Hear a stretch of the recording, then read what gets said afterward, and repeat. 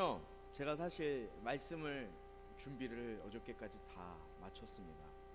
설교 말씀을 딱 준비해서 하나님 나라 우리가 계속해서 보고 있는데 세 번째 말씀을 함께 나누려고 했는데 자꾸 정말 계속해서 하나님께서 마태복음 16장 말씀을 자꾸 제 마음 가운데 이거 말씀해야 될 것 같은 부담감을 너무 주시는 거예요. 그래서 오늘 아침에 예배 끝나자마자 연희 자매한테 오늘 설교 바뀌었습니다. 본문 바뀌었습니다. 빨리 새로 만드십시오.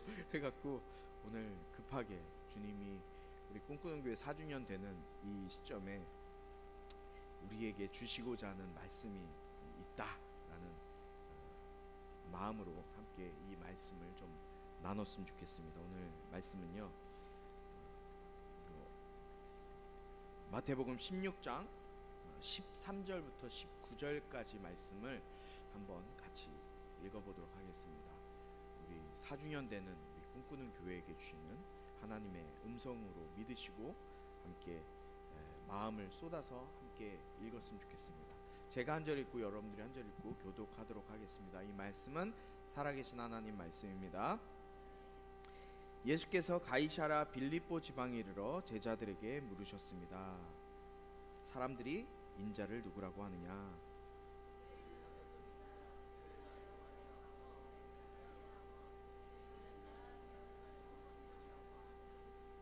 그러면 너희는 나를 누구라고 하느냐? 예수께서 물으셨습니다.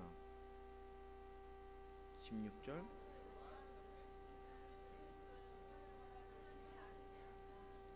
예수께서 대답하셨습니다. 요나의 아들 시몬아, 내가 복이 있다. 이것을 내게 계시하신 분은 사람이 아니라 하늘에 계신 내 아버지이시다.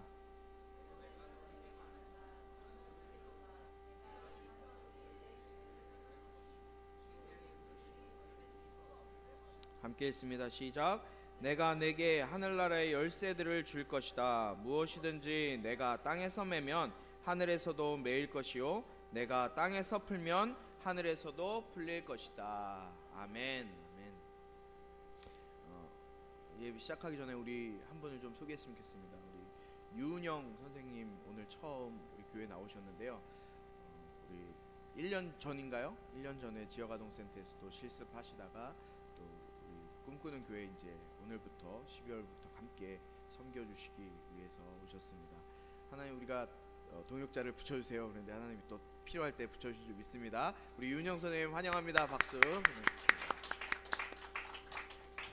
감사합니다.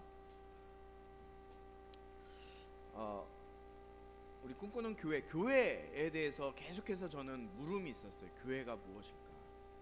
교회가 무엇일까?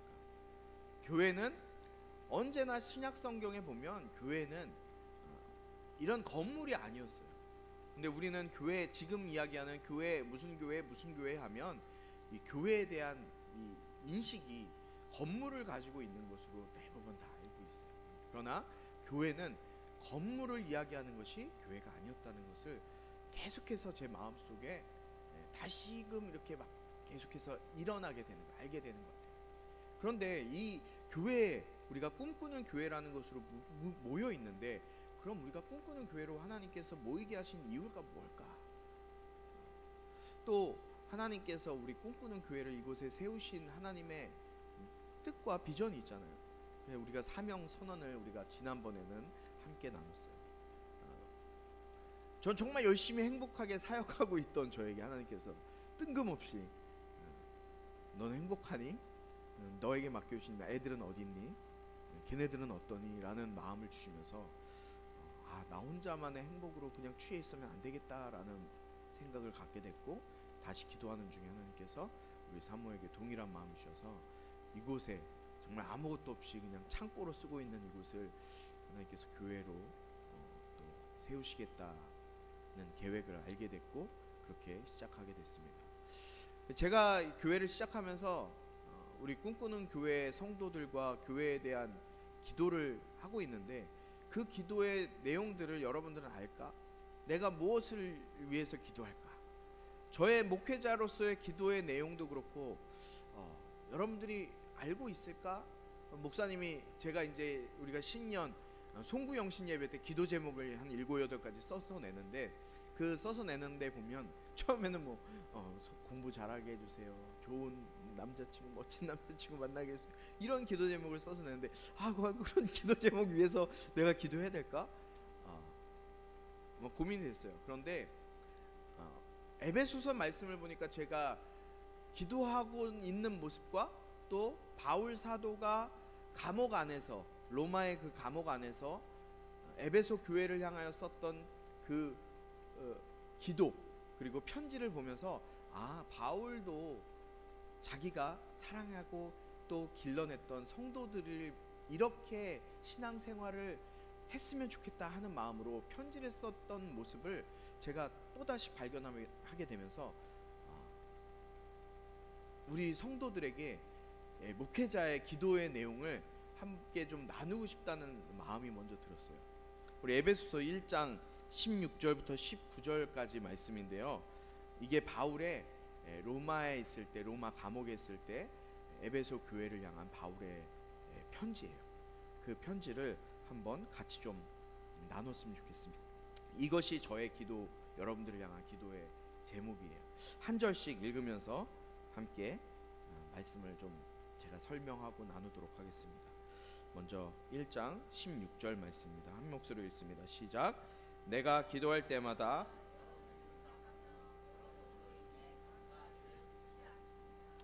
한때는요, 16절만 한 절씩 읽겠습니다. 한때는 제가 별로 감사하는 마음이 없었어요. 왜 꿈꾸는 교회 어린애들만 가득하고, 우리 어린이들 사역하다 보면은 제가 4년째 계속해서 퍼주는 거예요. 주기만 하는 거예요. 아이들이 뭐 헌금 뭐 10,000원 합니까? 헌금이 중요한 것이 아니라 아이들에게는 그저 계속해서 주고, 그 아이들이 정말 예수님의 사랑을 받아들이면은 좋겠는데, 목회자의 모습 속에, 목회자의 눈에 비치는 아이들의 모습이 변화되는 모습이 별로 보이지가 않는 거예요. 물론 변화되는 모습이 보이는 아이들도 있지만, 그렇게 눈에 확 띄게 아이들의 신앙 안에서 자라나고 변화되는 모습들이 보이지 않아요. 그런 마음이 있어서 때로는 제가 처음 이제 개척을 시작하고 목회를 하면서, 개척교회를 하면서 처음에 저에게 들었던 심령의 어려움은 바로 그거였어요. 감사함이 사라지는 거예요. 우리 교회도 어른들, 장년들이 왔으면 좋겠다, 어른 위주의 교회가 됐으면 좋겠다, 그런 마음들이 저의 마음속에 자리 잡은 건 사실이에요. 그런데 제가 이 에베소서 이 1장 16절 말씀을 보면서 다시금 그 마음을 다시금 변화시키게 했던 계기가 바로 이 말씀이에요. 우리 꿈꾸는 교회는 다음 세대 중심 교회죠. 우리 11시에는 이거보다 2배 되는 아이들이 많이 이 자리에 앉아서 예배를 드립니다. 그 아이들을 놓고 대부분의 한 90% 정도는 신앙생활을 하지 않는 가정 속에서 교회에 나와서 예배 드리는 아이들이에요. 누구도 이 아이들을 위해서 기도해 주는 사람이 없는 그런 안타까움이 있는 교회예요. 그 안타까움이 있는 교회 가운데 있는 목회자가 그 아이들을 위해서 기도해 주는 것이 당연할 텐데, 제가 감사함이 사라진 거예요. 그런데 이 말씀 보니까 내가 기도할 때마다 이 어린 다음 세대를 생각하며 어떻게 해요? 여러분으로 인해 감사하기를 그치지 않는다고 기록하고 있어요. 제가 되게 회개를 많이 했어요.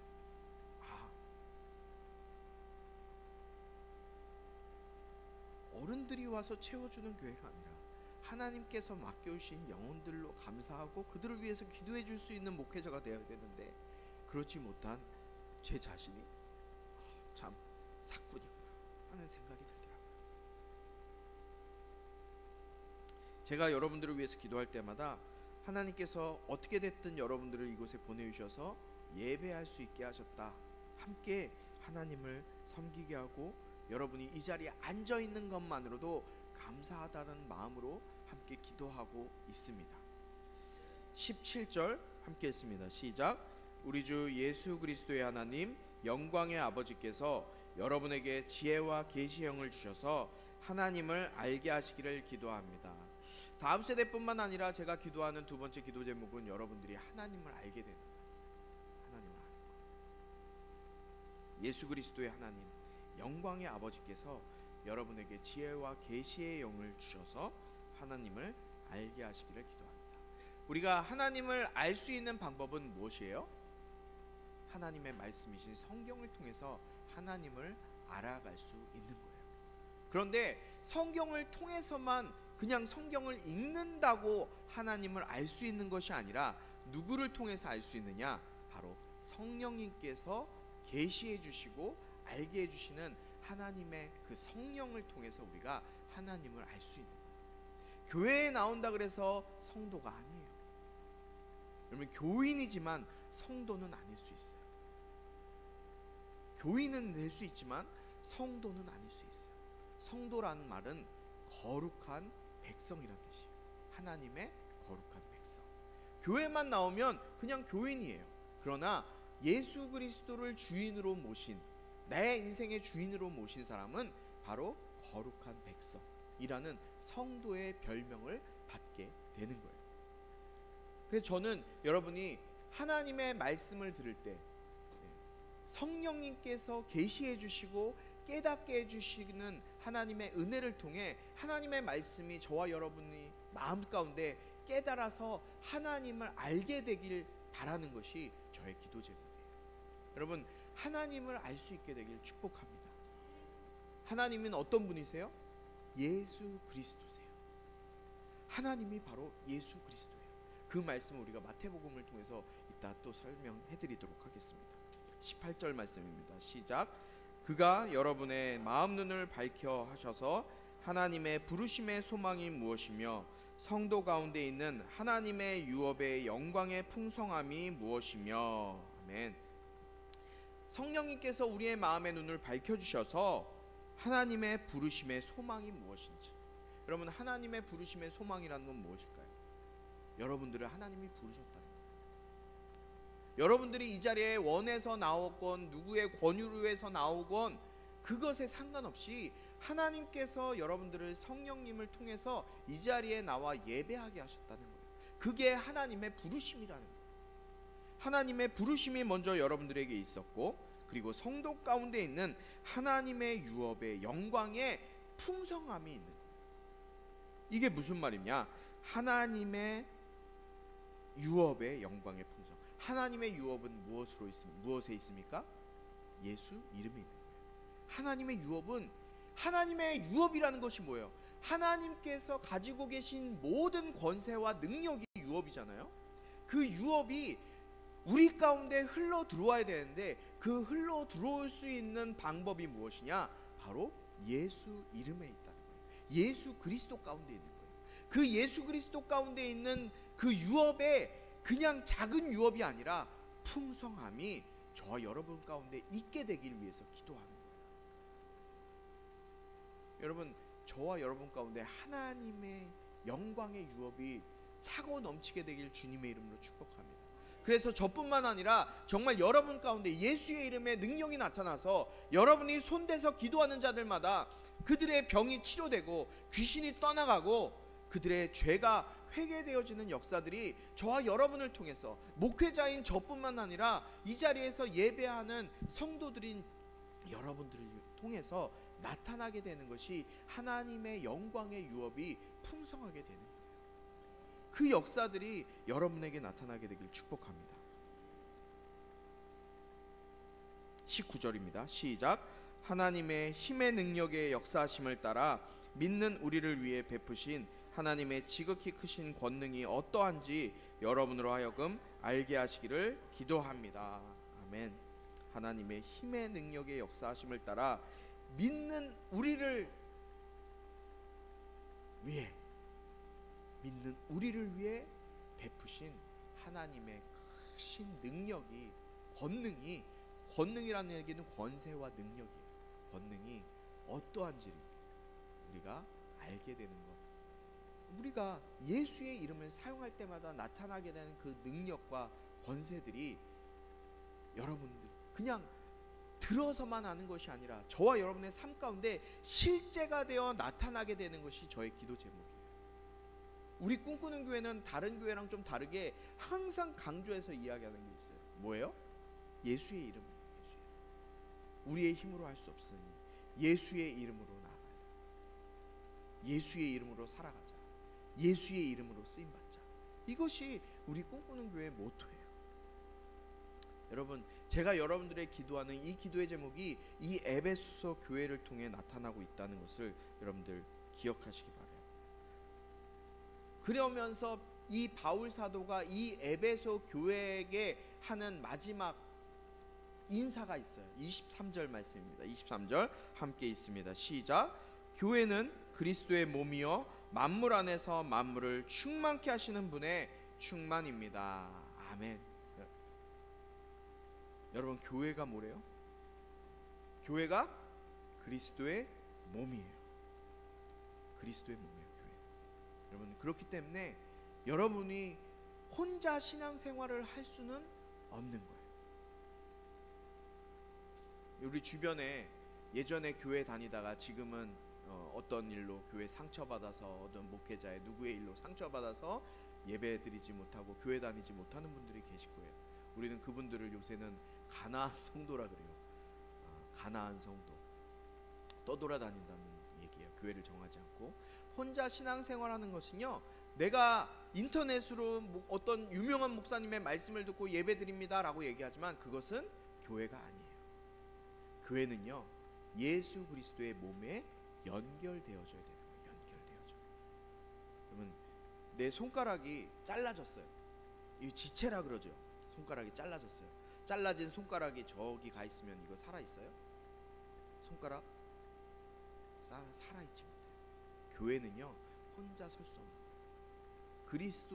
그리스도를 머리로 한 몸된 교회에 붙어 있어야지만 살아 있을 수 있는 거예요. 생명력이 있는 거예요. 혼자 신앙생활을 하시면 안 돼요. 혹시 주변에 혼자 외롭게 신앙생활하고 계신 분들 있으면 여러분들 교회로 인도할 수 있길 바랍니다. 주님의 몸에 붙어 있어야 되는 거예요. 교회는 그리스도의 몸이요 만물 안에서 만물을 충만케 하시는 분의 충만이라고 바울 사도는 우리에게 말씀해주고 있다는 사실을 기억하시기 바랍니다. 그러면서 에베소서 4장 16절 말씀 한 절만 더 보도록 하겠습니다. 그리스도의 몸인 교회가 어떠해야 되는지를 바울 사도가 마지막 4장 말씀에 정리해주고 있어요. 함께 그 말씀을 한 목소리로 읽습니다. 4장 16절 말씀입니다. 시작.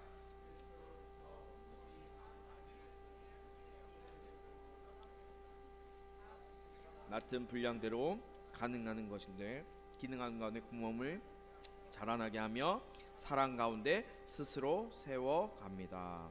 아멘. 그리스도로부터 온몸이 각 마디를 통해 함께 어떻게 돼요? 연결되고 결합되는 거예요. 여러분, 교회는요 서로 연결되고 결합되어져 있어요. 따로 떨어져서 나는 아무것도 아니야, 나는 교회 그냥 예배만 드리는 거야, 아니에요. 예배만 드리는 자가 아니라 여러분들은 영적으로 주님의 몸된 교회 앞에 연결되어져서 서로 결합되어져 있다는 사실을 기억하시기 바랍니다. 그러니까 내가 힘들게 혼자 신앙생활하고 어려움에 처해 있고 내가 무슨 문제가 생기지 않아 해결되지 않는다? 어떻게 해야 돼요? 교회에 나와야 돼요. 교회에 연결되어서 결합되어져. 힘든 부분을 교회에게, 목사님에게, 사모님에게 이야기하세요. 그러면 우리가 어떻게 해요? 어려움이 있군요. 네, 열심히 하세요. 이렇게 할까요? 함께 그 아픈 부위를, 세포는 그 아픈 부위를 어떻게 해요? 낫게 해요. 여러분, 제가 팔이 아팠잖아요. 다쳐갖고 여기가 많이 아팠어요. 그런데 제가 여기에다가 스테로이드 주사를 한 번 맞았는데 스테로이드 주사 맞으니까 단번에 이 아픈 것이 치료가 되더라고요. 그런데 희한한 거는 3주가 지나니까, 정확하게 3주가 지나니까 또 아프기 시작합니다. 또 아파요. 그래서 제가 소개받은 병원을 가게 됐어요. 그 병원은 이것을 스테로이드 약물로 치료하는 게 아니라 내 몸이 자가적으로 치료할 수 있도록 포도당을 그냥 주사해 주더라고요. 포도당이 어떤 역할을 하느냐? 이 내 세포, 이 다 아픈 부분에 이 부분을 포도당이 들어가서 염증 반응을 일으키는 거예요. 그래서 거기에 상처난 세포들이 스스로 모여서 그 자리를 치료하도록 하는 일을 하는 게 바로 그 요법이더라고요. 시간은 오래 걸려요. 빨리 낫진 않더라고요. 그런데 그렇게 치료를 받으니까 부작용이 없어요. 왜요? 내 몸의 세포가 나의 부족한 부분을 치유하기 때문에. 그러면 교회도 마찬가지예요. 교회에 어디 몸에 한 아픈 부분이 있으면 그 아픈 부분을 다른 세포들이 움직여서 그 아픈 부위를 치료하는 역할을 하는 것이 바로 지금 이 4장 16절의 말씀에 나타나는 거예요. 서로 결합되고 연결되어져서 함께 세워져 나가는 거예요. 맡은 분량에 따라서. 여러분, 교회는 그냥 다 떨어져서 각자 도생하는 것이 아니라 연결되어서 서로를 세우는 역할을 하는 것이 바로 교회인 줄 믿으시기 축복합니다. 이렇게 하나님께서 연결하게 하신 아직 아니에요. 연결하게 하신 이 교회, 주님께서 세우신 교회, 우리 꿈꾸는 교회가 그런 교회가 됐으면 좋겠어요. 혼자 외롭게 슬프게 아프게 신앙생활하고 내가 나가기 싫은데 이거 왜 나가야 되지? 그렇게 고민하는 것이 아니라 힘들 때 함께 서로를 위로해주고 서로를 격려해주고 위에서 기도해줄 수 있는 그런 아름다운 신앙의 공동체, 믿음의 공동체가 되길 주님의 이름으로 축복합니다. 오늘 제가 마태복음 16장 말씀을 여러분들에게 함께 우리가 읽었어요. 여러분, 이 마태복음 16장은 우리가 내용을 좀 봐야 돼요. 16장 뒷부분 우리가 13절부터 말씀을 보았죠. 그런데 예수님께서 이 앞의 내용들은 어떤 내용이냐? 많은 사람들을 찾아가셔서 예수님께서 사역을 하셨어요. 병도 고치시고 귀신도 쫓아내시고 또 아픈 사람들, 죽은 사람도 살려내시고 이런 많은 사역들을 감당하셨어요. 사람들에게 이렇게 예수님의 살아계심, 하나님의 살아계심과 예수님의 직접 일하시는 모습들을 보여주니까 사람들이 예수님께로 많이 나오는 거예요. 예수님을 찾아오는 거예요. 그런데 종교 지도자들이었던 바리새인들과 사두개인들이 예수님께 계속해서 표적을 구해요. 우리가 잘 아는 것처럼 오병이어의 기적도 알고 계시죠? 오병이어의 기적을 통해서 많은 사람들이 빵을 통해서 배부름을 얻게 됐고 많이 살아나게 됐어요. 그렇게 많은 사람들이 예수님을 쫓아오면서 예수님의 그 실제 모습은 보지 않고 예수님께서 행하시는 그 모습만 보고 예수님을 쫓은 거예요. 그러다 보니까 예수님 사람들이 주변에서 수근수근 거리는 소리가 많이 있었겠죠. 그러면서 오늘 이 예수님께서 가이사랴 빌립보라는 지역을 지나시게 되셨어요. 이 가이사랴 빌립보라는 지역은 예루살렘, 이스라엘에서 보면 약간 북쪽에 위치한 지역이에요. 그리고 이스라엘은 여러분들이 잘 아는 것처럼 굉장히 물이 귀한 곳이죠. 바다가 옆에 지중해가 있긴 하고 또 갈릴리 호수가 있긴 하지만 물이 그 땅을 가로질러서 다 있지 않아요. 그래서 이스라엘 지금 나라가 건설되고 아주 잘 사는 나라가 됐을 때는 제일 먼저 이스라엘이 했던 일이 뭐냐면 온 국토에 수로를 넣는 일이었대요. 그 먹을 식수를 모든 그 이스라엘 전역으로 보내는 그 일을 제일 먼저 했다고 하더라고요. 그때 당시에도 이렇게 식수가 중요했는데 예수님 당시에는 물이 얼마나 중요했을까요? 그런데 이스라엘에 내려오는 식수로 구할 수 있는 곳이 바로 어디냐면 맨 위에 있는 헬몬산 들어보셨죠? 헬몬산에서 내려오는 물이 이제 산 위에서부터 물이 막 내려오다가 이 텔단이라는 곳이 있어요. 지금 가이사랴 빌립보가 있는 그곳을 또 텔단이라고 하는데 그 텔단이라는 곳에서 신기하게도 땅 밑에서 여기서 솟아나기 시작해요. 그러니까 이 가이사랴 빌립보 있는 지역이 바로 그 첫 물이 솟아나는 지역이에요. 헬몬산에서 만년설로부터 녹아내렸던 물이 이곳에서 모여서 이제 산 위에서만 있었는데 땅속으로 들어가서 스며들어서 먹을 수 있는 물이 샘물이 솟아나는 곳이 바로 이 가이사랴 빌립보라는 지역이에요. 그러니까 이곳에 얼마나 많은 사람들이 살았고 이곳이 얼마나 큰 정치적인 또 어떤 행정적인 중심지가 됐었을까요? 마찬가지였어요. 예수님 당시에 이 가이사랴 빌립보라는 지역은 아주 큰 우상 숭배지였다고 해요. 제가 아까 여기 사진 보여드린 거 있죠. 사진 한번 보여주시겠어요? 몇 장 사진을 갖고 왔는데요. 지금 바로 이곳이 가이사랴 빌립보라는 지역이고요. 이곳에 지금 여기에 있는 곳이 가장 힘이 있고 능력 있었던 판신이라는 신이 이곳에서 신전이 있었던 곳이 바로 여기예요. 가이사랴 빌립보. 이 판신은요, 아래는 뭐죠? 이 사람이고 위에는 염소 역할을, 이 모양을 하고 있는 신을 형상화한 것이 바로 이 판신이라고 해요. 이 판신을 섬기는 이 장소에서 이 장소를 지나가시면서 예수님이 제자들에게 물어본 거예요. 얘들아, 사람들이 많이 지금 나를 쫓아오고 있고 이런 사역들을 하면서 나를 보고 있는데 사람들이 나를 누구라고 하니? 그래 물어보신 거예요. 그랬더니 제자들이 뭐라고 얘기합니까? 침례 요한이라고, 어떤 사람들은 침례 요한이라고 하고요, 엘리야라고 하기도 하고요, 예레미야나 예언자 중에 한 사람이라고도 합니다 라고 대답을 한 거예요. 그러면서 예수님께서 지금 예수님을 쫓아오고 있는 이 제자들을 향해서 물어보세요. 그러면 너희는 나를 누구라고 하느냐? 그리고 물어보시는 거예요. 어디서요? 이 가이사랴 빌립보에서. 이곳이 어떤 곳이라고요? 가장 종교적인 간음이, 음란함이 가장 컸던 곳이 바로 이 가이사랴 빌립보예요. 이곳에서는요, 다른 사진 하나만 보여주시겠어요? 그 구덩이가 있는 사진이 있을 거예요. 4개 사진 중에. 네, 이곳이 바로 판신전이 있던 그 신전이 있는 자리예요. 여기에서 한 번도 남자와 관계를 가져보지 않은 여자를, 지금은 이게 무너져서 이렇게 보이는 건데, 이게 이 앞쪽까지 신전이 나와 있고요. 신전 뒤쪽에 이 구덩이가 있는데요. 구덩이가 보이지 않을 정도로 깊은 구덩이가 파여져 있었대요. 여기에 이 처녀 여인을 그냥 던지는 거예요. 그래 던져서 죽으면 판신이 받지 않아요, 제사를. 그러다가 계속해서 이 여자를 집어 던지겠죠.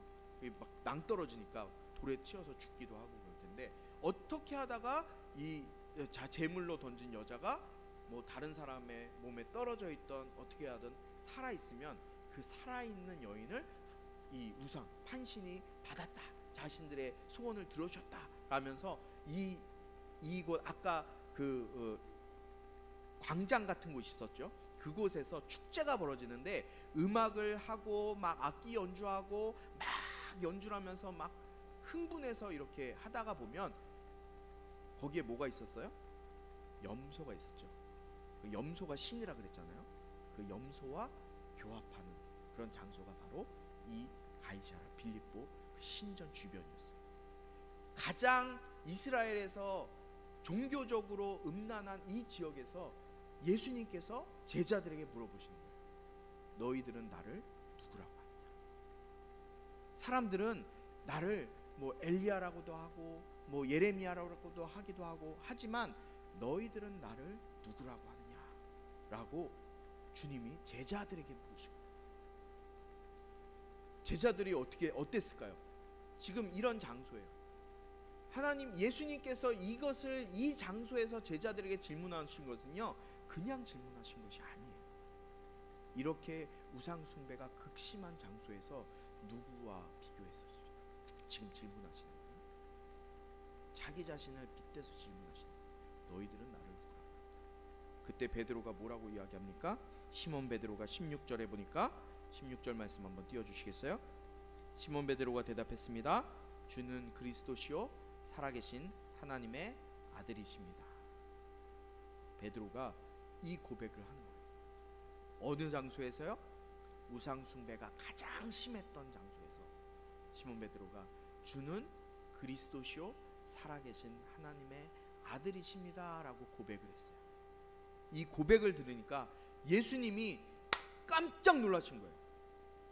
예수님이 깜짝 놀랐어요. 이때까지 예수님이 교회에 대한 생각을 전혀 하고 싶지 않았어요. 그런데 베드로의 이 고백 가운데 너무 놀라서 이제 예수님이 말씀하세요. 예수께서 17절 말씀 보세요. 예수께서 대답하셨습니다. 요나의 아들 시몬아, 내가 복이 있다. 이것을 내게 계시하신 분은 사람이 아니라 하늘에 계신 내 아버지시다. 그리고 내가 너에게 이렇게 말한다. 너는 베드로라.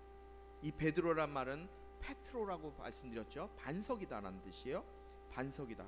이 반석 위에 내 교회를 세울 것이니 지옥의 문들이 이것을 이길 수 없을 것이다.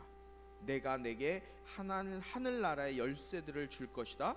무엇이든지 내가 땅에서 매면 하늘에서도 매일 것이요 내가 땅에서 풀면 하늘에서도 풀릴 것이다. 아멘. 예수님께서 요나의 아들 시몬아, 네가 이것을 알게 한 것은 사람이 알게 한 것이 아니라 하나님께서 깨닫게 하시고 하나님께서 알게 하셨기 때문에 네가 이것을 아는 것이다. 너의 그 고백이 어떤 고백이에요? 주는 그리스도시요 살아계신 하나님의 아들이시라는 그 고백 가운데 주님이 뭘 세우시는 거예요? 교회를 세우시는 거예요. 여러분, 이 반석 가운데 세운 교회라는 것은 지금 여기 땅 교회가 건물이 서지는 반석을 이야기하는 것이 아니라 베드로의 고백 가운데 주님이 교회를 세우신다는 거예요. 여러분, 이 마태복음 16장 전후를 비교해서 교회라는 단어가 나온 적이 한 번도 없어요. 여기 빼고는 하나도 없어요. 예수님이 너무 놀라신 거예요. 베드로 고백, 주는 그리스도시요 살아계신 하나님의 아들이십니다 라는 그 고백. 여러분, 교회는요 주는 그리스도시요 살아계신 하나님의 아들이십니다 라는 고백 가운데 세워진 것이 교회예요. 그것이 무엇을 이야기하는지 아세요? 주는 그리스도시요. 그리스도가 무슨 뜻이에요? 우리의 구원자 되신다는 거예요. 구원자. 우리의 주인 되시며 구원자 되신다는 거예요. 누가요? 예수가 우리의 주인 되시고 구원자가 되신다는 거예요. 살아계신 하나님의 아들이십니다라는 고백이 누구가 살아계신 하나님의 아들이시라는 거예요? 예수가 하나님의 아들이십니다라는 고백이에요. 우리가 침례받고 예수님 믿고 구원받았다라고 고백할 때 이 세 가지를 물어봐요. 뭐예요? 예수님이 당신의 주인이십니까? 하나님이 예수님이심을 믿으십니까? 예수님이 당신의 구원자십니까? 이 세 가지를 물어보는 거예요. 그래서 여러분, 이 세 가지를 마음속에 믿고 받아들인 사람들, 그 사람은 바로 교회가 되는 거예요. 저와 여러분이 이 고백 가운데 주님께서 세우신 교회가 됨을 저는 믿고 여러분들 축복합니다. 그렇기 때문에 여러분들의 삶과 저의 삶은 누가 침범치 못하는 거예요? 누가 이기지 못하는 거예요? 음부의 권세가 이기지 못하는 거예요. 예수 그리스도를 나의 주인으로 하나님의 아들로 믿고 내 안에 모셔드린 사람은요 음부의 권세가 이기지 못하는 자가 됩니다.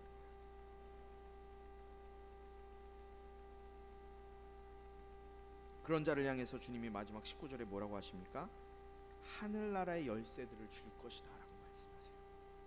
무엇이든지 네가 땅에서 매면 하늘에서도 매일 것이요 땅에서 풀면 하늘에서도 풀릴 것이다. 여러분, 우리가 이 땅에서 매고자 또 하늘에서 풀리고자 여러 가지로 노력하잖아요. 그렇죠? 그 노력하는 거 우리의 힘으로 할 수 없어요. 어떻게 가능해요? 예수의 이름으로만 가능해요.